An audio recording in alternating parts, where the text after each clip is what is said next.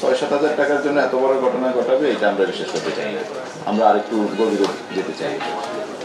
Floating লোকজনের পরিমাণ সংখ্যাটা বেশি এবং এটা মূলত কামরাঙ্গীরচরটা যে জিওগ্রাফিক্যাল লোকেশন দেখা যায় যে একটা ট্রানজিট হিসেবে ইউজ হয় কামরাঙ্গীরচরটা। আপনি যদি ওই এলাকা সম্পর্কে ধারণা থাকে আপনি খেয়াল করবেন প্রতিদিন অন্তত কয়েক লক্ষ লোক কামরাঙ্গীরচরের উপর দিয়ে যাতায়াত করে কেরানীগঞ্জ বা পার্শ্ববর্তী থানাসমূহ থেকে ঢাকার নিউ মার্কেট, তারপর ধরেন যে এলিফ্যান্ট রোড, এইসব এলাকায় বিভিন্ন কাজে, বিশেষ করে মার্কেটে কাজ করা বা বিভিন্ন গার্মেন্টস ফ্যাক্টরিতে কাজ করা, এই ধরনের কাজে তারা কাজ করে। এই ফ্লোটিং লোকগুলো যেহেতু যাতায়াত করে এখান দিয়ে, তাই সেক্ষেত্রে দেখা যায় আবার কিছু লোক ওখানে বসবাসও করে। তো মাইগ্রেটেড লোকজন বেশি হওয়ার কারণে ওখানে কিছু অপরাধের বিশেষ কিছু স্বকীয়তা আছে। তো সেগুলোকে বিবেচনায় রেখে আমরা ওই এলাকায় এদের তো সবার সম্পর্কে খোঁজখবর নেওয়া, কারা আসা যাওয়া করে, কারা ওখানে বসবাস করে, কিংবা ধরেন নির্দিষ্ট কোনো প্রফেশন কাদের নেই, এগুলো নিয়ে আমরা একটা স্টাডি করছি ওখানে। এবং সেই অনুযায়ী তাদের যে কি কি অপরাধ তারা সংগঠন করতে পারে সেইগুলোকে মাথায় রেখে আমরা কাজ করছি।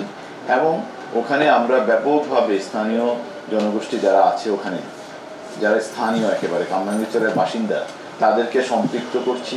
আমরা প্রতিনিয়ত যে আমাদের যে কমিউনিটি পুলিশিং এর আগে যে ফর্মটা ছিল কমিউনিটি পুলিশিং, সেটা এখন নাগরিক কমিটি এবং সিটিজেন ফোরাম এই নামে এদেরকে বিভিন্ন ফর্মে সম্পৃক্ত করে আমরা ওখানকার অপরাধ তদন্ত এখানে আসলে সংখ্যাটা আমি আপনাকে ওইভাবে বলতে পারবো না উল্লেখ করে, তবে আমরা প্রতিদিনই ওখানে এই ধরনের ভবঘুরে টাইপ যাদের কোনো নির্দিষ্ট প্রফেশন নেই তাদেরকে আইনামলে আনার চেষ্টা করছি এবং আনছি। প্রতিদিনই একটা উল্লেখযোগ্য সংখ্যক লোক আমরা এইভাবে আইনামলে আনছি যাদের কোনো নির্দিষ্ট প্রফেশন নেই এবং তারা ওই এলাকায় বসবাসও করে। জি,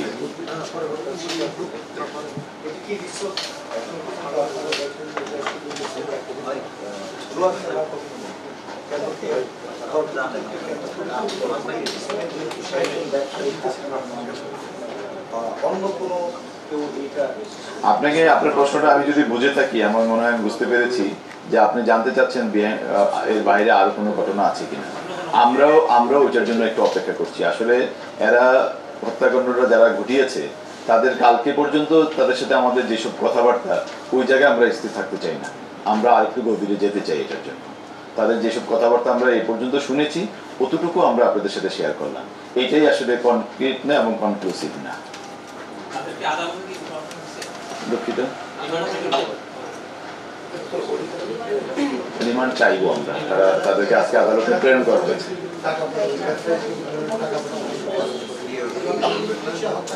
এখন পর্যন্ত তারা স্বীকার করেছে 6-7 হাজার টাকার মতো তার কাছে পেয়েছিল, এই টাকাটা তারা নিয়েছে। বাট 6-7 হাজার টাকার জন্য এত বড় ঘটনা ঘটাবে এটা আমরা বিশ্বাস করতে চাই না। আমরা আরেকটু গভীরে যেতে চাই।